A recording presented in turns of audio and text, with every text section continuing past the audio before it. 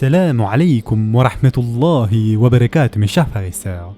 La dernière fois, nous avions mentionné le fait que les gens étaient impatients et qu'ils se permettaient de se comporter avec Allah subhanahu wa ta'ala de manière totalement arrogante.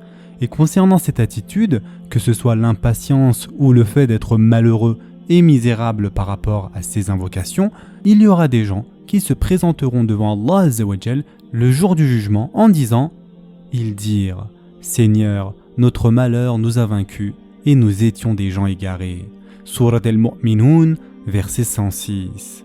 Ces personnes-là, le jour du jugement, ils sont sur le point d'aller donc dans la mauvaise direction et ils donnent leur raison. Ils étaient croyants, mais ils ne sont pas parvenus au Jannah. Et pourquoi donc? Ils s'expliquent en disant « Notre dépression, notre misère et notre attitude négative à ton égard, Ya Allah, ces choses-là nous ont rattrapés. » C'est pour ça qu'ils disent « Ghalabat alayna » Cette attitude que nous avions envers toi, cette frustration que nous avions envers toi, Ya Allah, était si lourde que nous n'avons jamais pu penser à toi d'une bonne manière ou avec le bon soupçon. Nous n'avions pas de bonnes attentes de ta part et cela nous a dépassés et cela a fait de nous des gens misérables. De nos jours, des choses très graves se produisent dans le monde et l'une des choses est que parmi les jeunes, il y a une montée de l'athéisme. Il y a une augmentation du nombre de jeunes qui ne croient plus en Allah Azza wa Jal. Et ce phénomène est en augmentation partout dans le monde, que ce soit dans notre communauté ou pas. Ce n'est pas seulement un phénomène européen ou américain, cela se produit en Asie, en Afrique et partout dans le monde, et il existe bien évidemment des statistiques pour constater cela. Et il est important de remarquer que si l'on regarde la vie des athées en général, il y a énormément de personnes qui souffrent de dépression, il y a énormément de morts par overdose, mais aussi par suicide. Yani, lorsque les gens tournent le dos à Allah Azza wa Jal, il ne reste plus que la misère. En réalité, tout ce qui reste est une vie très sombre. Et donc, faire des doigts lorsque vous n'avez pas la bonne attitude, cela peut même vous éloigner d'Allah Azza wa Jal lui-même. Qu'y a-t-il entre notre maître et nous? La chose qui nous lie ensemble, la chose qui nous donne une relation est en fait le doua en lui-même. Passons maintenant à Ibrahim alayhi salam.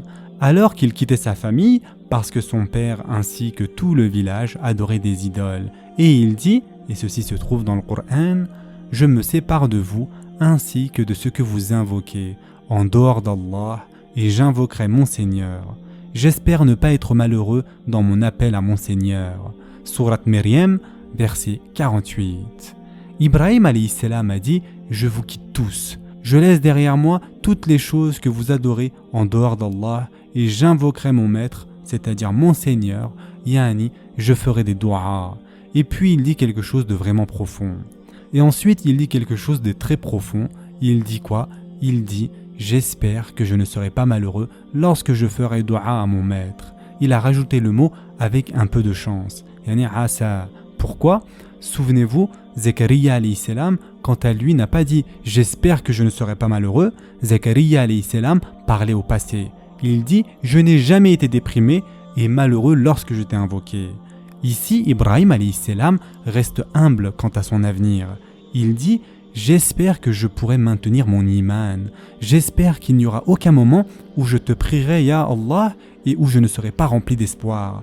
J'espère ne jamais faire cela, ou j'espère plutôt ne pas tomber dans cet état-là. » Ibrahim alayhi salam reste humble. Il n'est pas imbu de sa personne et il ne se dit pas « je ne tomberai jamais dans l'erreur ». Loin de là même. Il ne se dit pas qu'il sera toujours juste. Son humilité est reflétée dans le mot « asa ». Maintenant, comme nous l'avions dit la dernière fois, les gens se plaignent souvent en disant « qu'est-ce que je suis censé penser ? Mon invocation n'a pas reçu de réponse, pourtant j'ai prié si fort. Allah Azza wa Jal ne répond pas à mes prières. » Comment sommes-nous censés penser de tout cela? Tout d'abord, reconnaissez qu'Allah Azza wa Jal ne pourvoit pas seulement à vous, il pourvoit à toute la création. Il pourvoit aux croyants comme il pourvoit aux mécréants. Il leur trouve aussi du travail, ils ont aussi des enfants, ils ont aussi le bonheur, ils ont aussi de la nourriture sur leur table, cependant ils tombent malades aussi et ils sont guéris aussi par Allah Azza wa Jal. Ainsi, les gens de doua ont des problèmes dans ce bas monde et les gens sans doua ont aussi des problèmes et des défis dans ce bas monde. Et nous voyons qu'Allah subhanahu wa ta'ala ne donne pas seulement des cadeaux et des bénédictions dans ce monde aux croyants. Il les donne également aux mécréants et parfois même aux pires d'entre eux. Mes chers frères et sœurs en islam, je suis vraiment désolé de vous interrompre en plein milieu de ce rappel, cependant je voulais vous faire part d'une chose très importante. L'algorithme de YouTube a décidé de ne plus mettre en avant les vidéos d'Islam Spot, ceci est clairement visible avec le nombre de vues. La portée de ces vidéos est très limitée et c'est pour cette raison que je vous invite à commenter, à aimer et à partager un maximum, afin qu'un plus grand nombre de personnes puissent avoir accès à ces vidéos, Inch'Allah. Qu'Allah Azza wa Jal nous récompense tous pour nos efforts. C'est Allah Azza wa Jal qui donne et qui décide quand donner. En effet, Allah subhanahu wa ta'ala dit dans le Coran, Allah restreint ou étend ses faveurs. Surat al-Baqarah, verset 245. Allah Azza wa Jal dit, Wallah yaqbid wa yabsout. Yani, c'est Allah qui prend et c'est Allah qui donne. Parfois, en effet, Allah Azza wa Jal restreint un peu notre budget. Il nous enlève un peu la santé. Nous serons confrontés à des difficultés et parfois, il laissera passer ces difficultés. Cela dépend d'Allah subhanahu wa ta'ala. Mais alors, à quoi sert de faire des doigts si Allah Azza wa Jal pourvoit à tout le monde de toute façon? Le but de l'invocation, mes chers frères et sœurs en islam, est en fait de reconnaître Allah Azza wa Jal.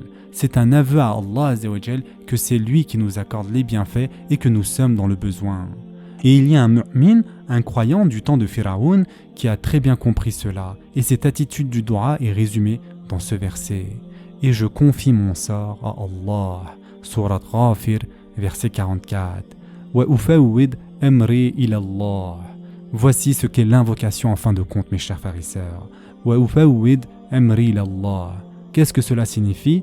Mes chers frères et sœurs en islam, Al-Tafwid, en arabe, signifie en fait laisser quelque chose entre les mains de quelqu'un d'autre. Et il est intéressant de noter qu'en arabe, on dit « Bayni wa baynehu fawda ». Yani « Bayni wa baynehu fawda ». Et fawda est de la même racine. Cela signifie en fait que j'ai un partenariat avec cette personne. En d'autres termes, lorsque je laisse le soin à Allah Azza wa Jal de gérer cela, Allah s'en inquiète autant que moi, sinon plus que moi. Allah Azza wa Jal partage avec moi cette affaire. Allah subhanahu wa ta'ala fait réellement partie de cette situation. Quoi que je ressens, Allah Azza wa Jal le sait mieux que moi. Si quelque chose compte pour moi et m'importe, je dois savoir que j'ai fait le tafwid d'Allah. Ce qui signifie non seulement que je fais confiance à Allah Azza wa Jal dans tout ce qu'il fait, mais que je sais qu'Allah Azza wa Jal se soucie de ce que je lui demande. Ce n'est pas comme s'il s'en fichait. Personne ne peut dire qu'Allah Azza wa Jal s'en fiche simplement parce qu'Allah Azza wa Jal ne répond pas comme vous le souhaitez à vos doigts. D'ailleurs, l'un des noms d'Allah Azza wa Jal est Al-Alim, celui qui sait tout. Nous pensons que nous le savons, cependant, c'est Allah Azza wa Jal qui le sait réellement. Il est important de comprendre la différence. Allah Azza wa Jal dit dans le Coran, et Allah vous a fait sortir des ventres de vos mères, dénués de tout savoir, et vous a donné l'ouïe, les yeux et les cœurs, c'est-à-dire l'intelligence, afin que vous soyez reconnaissants. Surat An-Nahl, verset 78. Min butun ummahatikum la ta'lamun shay'an. Du ventre de vos mères. Allah Azza wa Jal dit bien du ventre de vos mères, dénués de tout savoir. Allah Azza wa Jal dit qu'il nous a fait sortir du ventre de nos mères, dénués de tout savoir. Yani, vous ne saviez rien. Il n'a pas dit qu'il nous a fait sortir du ventre de nos mères, vous ne saviez rien, puisqu'en réalité, un bébé ne sait rien. Non, pas du tout. Au contraire, Allah Azza wa Jal a dit que je vous ai fait sortir du ventre de vos mères, et en passant, vous ne savez toujours rien. Subhanallah. Et Allah Azza wa Jal dit, comme vous le savez, Wallah ya'lam wa antum la ta'lamun. Allah en fait le sait. Cela fait partie de notre iman. Allah le sait et nous ne savons pas. Réfléchissons un instant, mes chers frères et sœurs, à cela. Nous pensons que nous savons ce qui est le mieux pour nous, n'est-ce pas? Cependant, seul Allah Azza wa Jal sait réellement ce qui est le mieux. On va s'arrêter ici pour aujourd'hui. La prochaine fois, Inch'Allah, nous conclurons donc sur l'invocation et la déception. Ce sera tout pour aujourd'hui. En attendant, prenez soin de vous mes chers frères et sœurs et à très prochainement, Inch'Allah.